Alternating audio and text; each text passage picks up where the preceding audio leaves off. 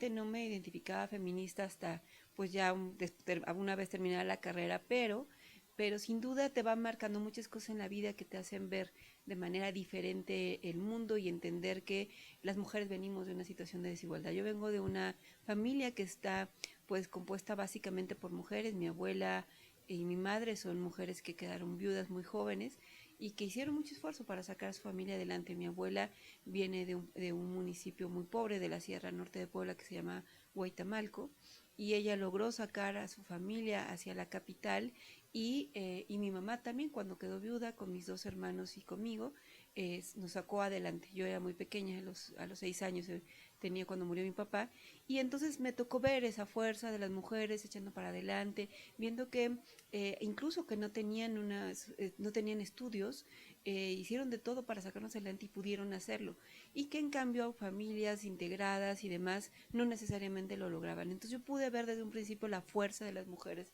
en mi familia, de esa determinación y ese empuje que, por ejemplo, cuando decidí venirme a estudiar a la Ciudad de México, mi mamá me dijo: cuenta con mi apoyo, lo que necesites, ¿no? Sabíamos que los recursos no eran suficientes y que aunque venía yo a la UNAM y formalmente no tiene un costo elevado, el venirte a vivir a la Ciudad de México implica costos de transporte, de hospedaje, etcétera, y sin embargo me dijo: te apoyo, ¿no? Entonces a mí me tocó ver su fuerza desde un principio de las mujeres, y más adelante, ya metida en la carrera y en la actividad política, me involucré desde muy pronto con las organizaciones feministas. Estaban promoviendo lo que se conoció en su momento como la Ley Robles, que fue la primera vez que se aumentaron las causales para la despenalización del aborto en la Ciudad de México. No era totalmente la interrupción legal del embarazo, pero se estaban aumentando las causales, y eso fue cerca del 98 cuando nos buscaron, trabajaron con nosotras. Yo empecé a conocer el tema, a vincularme mucho más, a empezar a colaborar y participar en sus reuniones, y eso me empezó a abrir los ojos del feminismo. Empecé a leer y estudiarlo, y poco a poco te vas transformando, asumiendo esa identidad, te pones unos lentes de doble gafa que a partir de que te los pones ya ves la realidad de otra manera. O sea, el feminismo al final de cuentas te permite ver las desigualdades, las injusticias, y te permite ver ya con otros ojos lo que está pasando en nuestro país y en el mundo. Pues mira, cuando era yo muy joven, justo cuando llegué a la universidad, yo, o sea, como muchas jóvenes, fui acosada en el transporte público. Y incluso ahora justo me da mucho gusto ver que las jóvenes ya no están dispuestas a soportar este tipo de acoso, porque yo me acuerdo muy bien que lo único que hice fue sonrojarme y sentirme mal y no decirlo a nadie, ¿no? Las jóvenes ya no están dispuestas a hacer eso. O sea, creo que en eso hemos avanzado.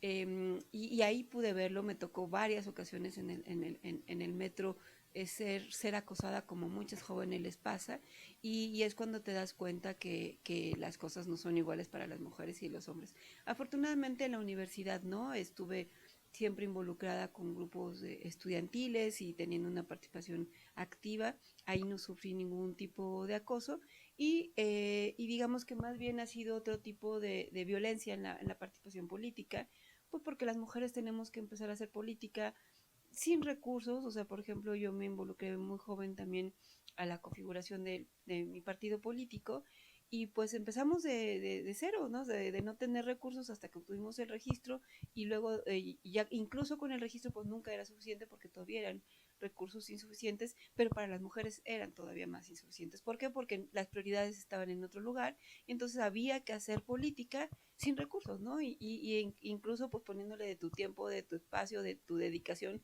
y creatividad incluso, para sacar adelante el trabajo, y empiezas a ver que sí hay desigualdades. O sea, hay una forma diferente para las mujeres de hacer política porque te exigen resultados, pero no te dan las mismas herramientas que puede tener cualquier hombre.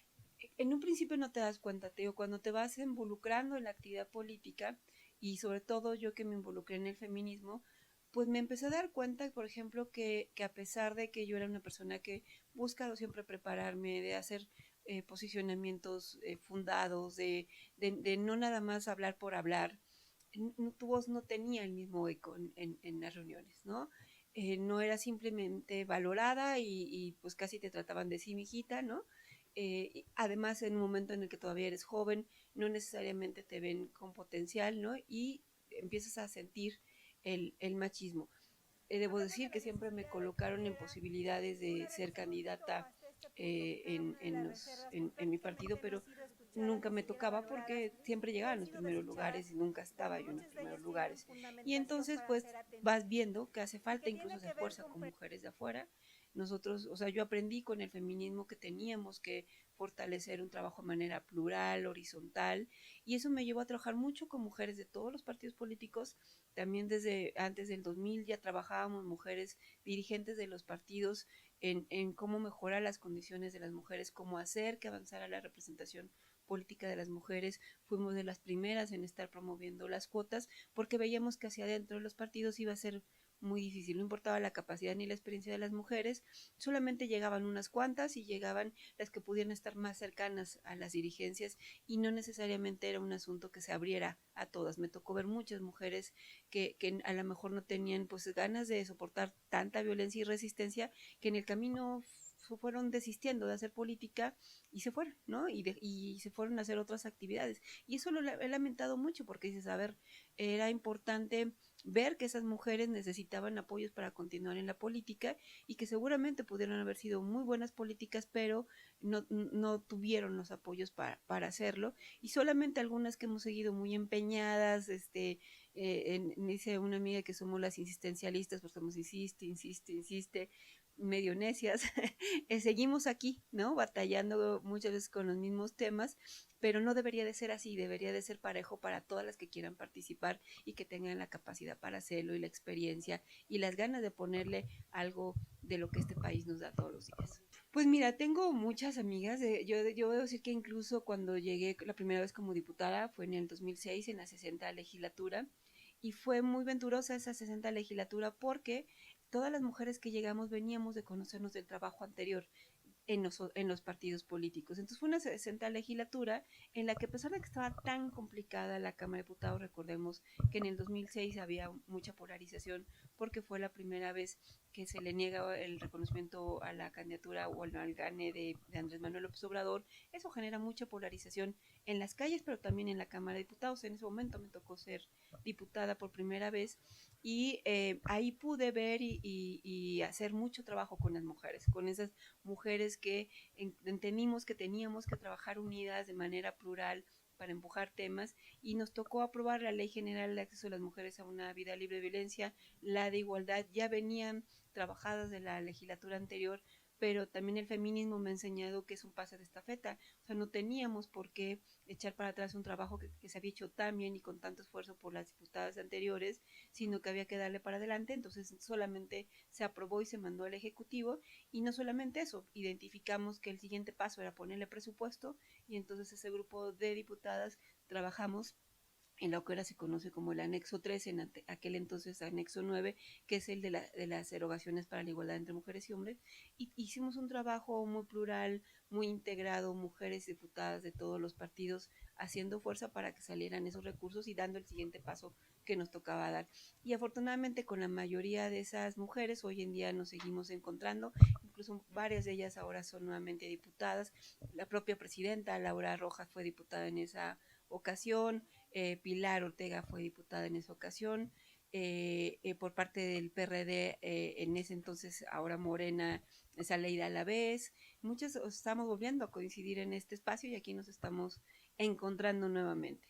En este momento pues tengo un hijo que ya prácticamente ya no es adolescente, ya es un joven, va a cumplir los 18 años, y de alguna manera ya está más resuelta mi parte familiar.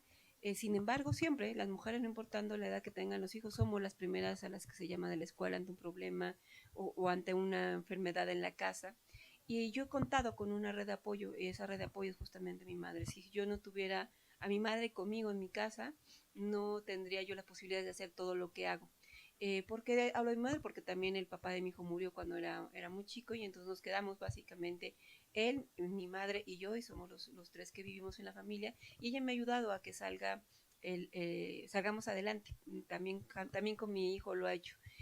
Pero no todas las mujeres tienen esa posibilidad de esa red de apoyo, ni debería de ser un asunto que resolvamos las mujeres.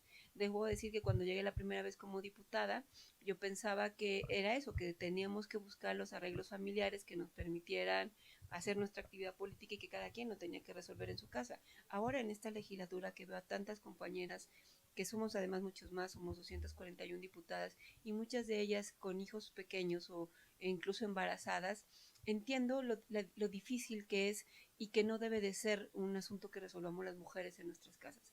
O sea, imagínense una diputada que viene de un distrito lejano del norte del país, que tiene que dejar su vida arreglada para venir aquí en la semana, por lo menos de martes a jueves, que son cuando hay sesiones, y de repente se alargan las sesiones o se decide, por ejemplo, los días que estuvimos viviendo los bloqueos, que teníamos incertidumbre de que no sabíamos cuándo íbamos a sesionar, pero teníamos que estar aquí, pues para una mujer eso es muy complicado. ¿Por qué? Porque tienes que hacer arreglos de lo que están atendiéndote allá en tu distrito, en tu lugar donde vives, pues para que se hagan cargo de tu familia, ¿no? Entonces, si tienes una persona a la que le pagas o si es un familiar por estar hablando, oye, pues no voy a poder regresar y estar con esa preocupación. En cambio, los legisladores no pasan por eso, porque pues tienen a alguien en casa que les cuide a sus hijos e hijas, ¿no? Entonces, no es un asunto que debamos resolver cada uno en lo individual. Yo lo que creo es que en la Cámara ese es el siguiente paso que tenemos que dar. Tomar medidas para resolver ese tipo de situaciones para que nos beneficie a todos, hombres y mujeres. Por ejemplo, seguramente ustedes han visto que discutimos el presupuesto a altas horas de la noche, en la madrugada, e incluso el primer presupuesto lo discutimos el 24 de diciembre. Eso no son condiciones ni para mujeres ni para hombres para tomar una decisión tan importante como es el presupuesto del año. Si tuviéramos horarios establecidos, todo el mundo tendría certeza de a qué horas se va a terminar la sesión, de comprar incluso sus vuelos de avión para los que van a otros estados y de tener la seguridad de que van a llegar con sus familias. Y por supuesto muchos se dedican al trabajo comunitario en sus distritos, pero tener la certeza de a qué hora lo van a poder hacer. Y particularmente ayudaría a las mujeres porque también tendrían la certeza de que van a llegar. Yo veo a mis compañeras algunas casi matándose, y se los he dicho incluso, por llegar al aeropuerto. Le digo, un día vas a ponerte en un accidente por intentar llegar a tomar el primer vuelo. Te digo, afortunadamente, pues yo ya no estoy en esa condición, pero creo que sí tenemos que tomar cartas públicas porque la Cámara de Diputados no tiene licencia de maternidad.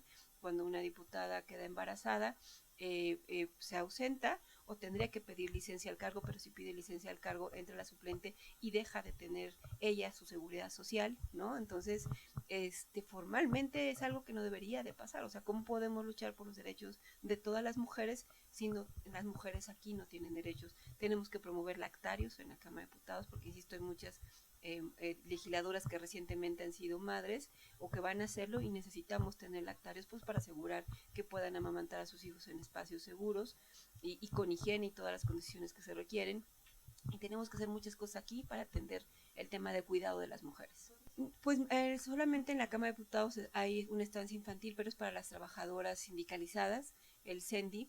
Sería muy importante poder contar con un espacio para los hijos e hijas de legisladores, de hombres y mujeres, porque nuestra pretensión es que también los hombres se hagan responsables del cuidado de sus hijos, ¿no? Y que ellos también tengan la capacidad de que un día no hubo clases, pues que se traigan al hijo al trabajo o que encuentren un lugar donde estar bien cuidados, y eso debería de ser en la Cámara un espacio donde estén bien cuidados, donde además se les den las condiciones para el desarrollo que requieren los pequeños. Y creo que tenemos que trabajar en todo eso porque no es un asunto que nos corresponda resolver a nosotras, y también por eso es que si nosotros lo entendemos vamos a poder trabajar en ese sentido para las mujeres de afuera. Muchos no entienden lo que significa una guardería para una mujer trabajadora, pues porque no ha tenido la necesidad de dejar a su hijo a ver con quién encargado para irse a trabajar, porque incluso para un diputado o puede venir tarde o no venir, o ver a quién le encarga a los hijos, pero una mujer trabajadora que no tiene esas posibilidades, una guardería se convierte en la posibilidad realmente de trabajar ese día y de tener ingreso ese día. Entonces necesitamos trabajar en ese tipo de políticas que sin duda a la Cámara le corresponde. Pues el Lactario ya estamos trabajando en un proyecto, estamos en la búsqueda del espacio para que formalmente se establezca. El tema de los horarios, estamos en el grupo de igualdad trabajando. La presidenta de la Cámara convocó a un grupo de la construcción de la agenda por la igualdad sustantiva. Ahí estábamos trabajando en diferentes medidas, incluso en un protocolo para el tema del acoso laboral en la Cámara de Diputados, para contar con un protocolo y tener la claridad de con quién acudir y cómo ser atendido ese problema. Y también ahí se estarán trabajando el tema de las brechas salariales y de cuidados, justamente con la intención de ver estas realidades y otros temas que se han definido en la agenda, como el atender el asunto de la violencia hacia las mujeres y otros más que se estarán trabajando por parte de este grupo de igualados. Así hay que trabajarlo, pero hacia afuera pues hemos dado la batalla en el tema de los presupuestos. Las guarderías infantiles se desaparecieron como tal, ahora hay un apoyo directo solamente a madres trabajadoras, que eso no se convierte para nada en una posibilidad de realmente contar con estancias infantiles, porque en muchos lugares, incluso donde se cerraron estas estancias infantiles, no hay otra estancia donde se pueda pagar para que se cuide a los hijos, y sabemos que es muy riesgoso pues dejarlos en casa o incluso al cuidado de otros familiares.